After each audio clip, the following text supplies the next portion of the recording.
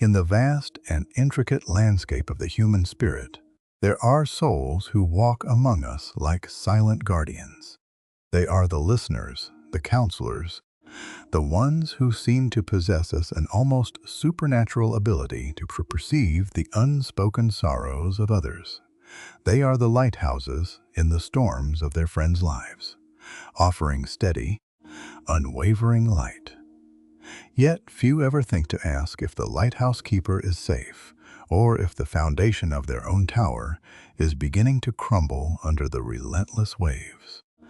This is the quiet paradox of the INFJ personality, one of the rarest and most profoundly empathetic profiles in the spectrum of human character. Today, we journey into their carefully guarded inner world, not as intruders, but as compassionate observers, seeking to understand the subtle, almost invisible signals they send when they are, despite all assurances, absolutely not fine. The INFJ is architected for connection, their entire being wired to build bridges of understanding to the hearts of others.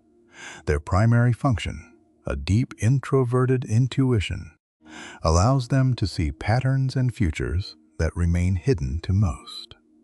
This is paired with a powerful extraverted feeling, an emotional antenna that constantly scans their environment, absorbing the joys, anxieties, and pains of those around them. This makes them extraordinary friends, partners, and confidants. But this gift is also their greatest burden.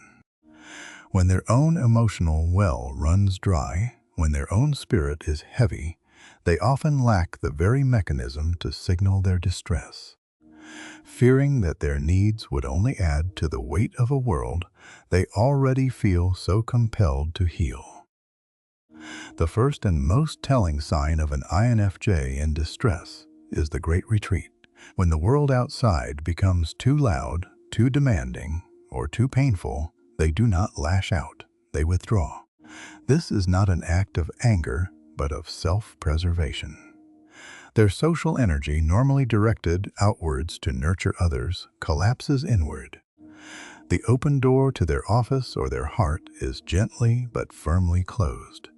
Conversations become shorter, texts go unanswered for longer, and invitations are politely declined. They construct a fortress of solitude, not to keep others out, but to keep what little emotional energy they have left in. Within this self-imposed isolation, they seek refuge in the quiet company of their hobbies. The world of a sprawling video game, the intricate plot of a 10-season television series, the endless scroll of art on a social feed, these become sanctuaries. Here, in these controlled environments, they can engage their minds without the exhausting, unpredictable demands of human interaction. This retreat is a desperate attempt to recharge a battery that has been drained to its absolute limit. They believe, or perhaps hope, that if they can just remain in this quiet harbor long enough, the storm inside will pass without ever having to trouble anyone else with its thunder. The second sign is a shift in their emotional diet. When an INFJ is struggling, they often immerse themselves in media that mirrors their internal state. This is the symphony of sorrow. They will not seek out comedies or light-hearted distractions. Instead, they will be drawn to melancholic music, tragic films, and poignant, heartbreaking literature. To an outsider, this may seem counterintuitive, like pouring salt on a wound. But for the INFJ, it is a form of validation. In the sad chords of a piano or the tears of a fictional character, they find a reflection of their own unspoken pain. It is a way of feeling their emotions without having to articulate them, a way of knowing they are not alone in their suffering, even if the company they keep is only made of art. This internal turmoil inevitably disrupts the most fundamental human rhythm, sleep. The third sign is the disquiet of the night. For an INFJ under stress, the night is not a time of rest, but a theater for their overactive mind.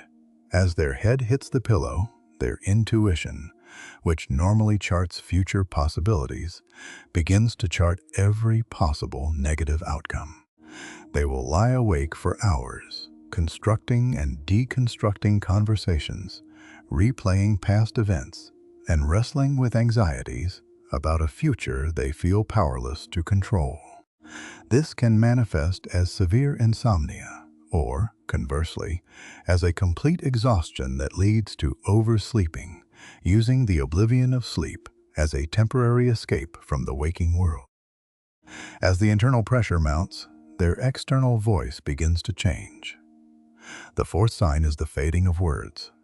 An INFJ who is usually articulate, engaging, and deeply invested in conversation may become noticeably quiet.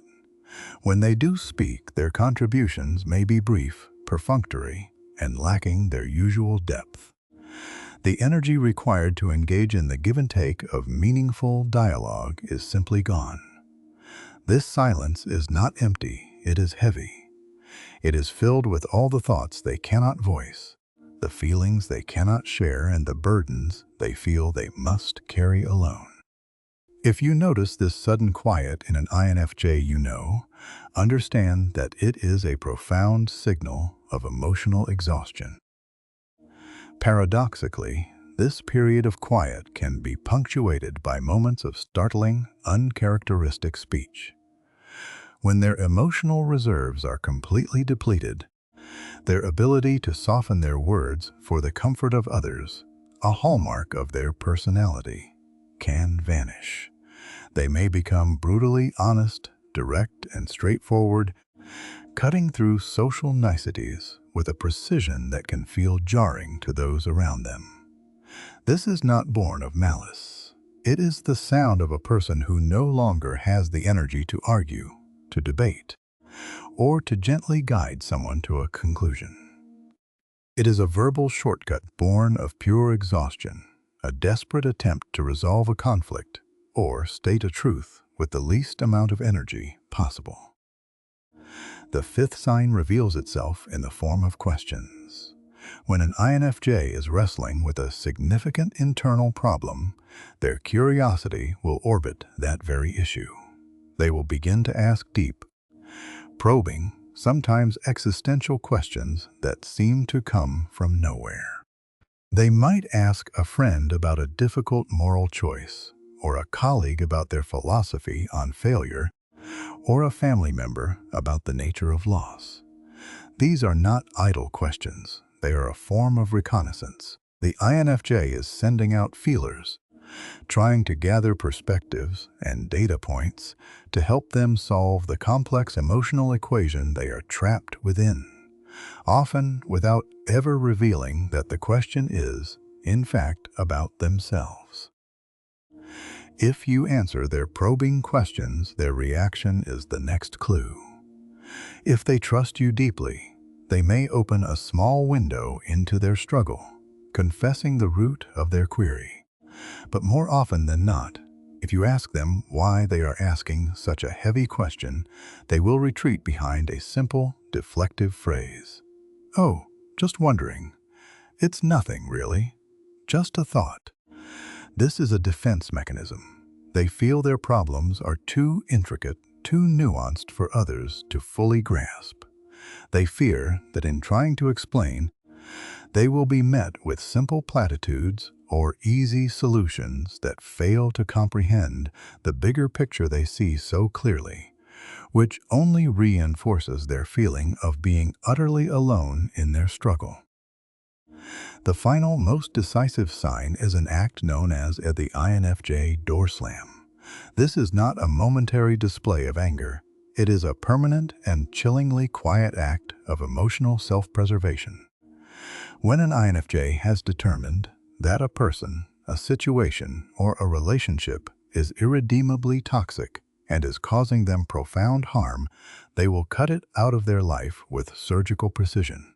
There is no drama, no shouting match, no final confrontation. The person is simply gone. All communication ceases. They are emotionally excommunicated.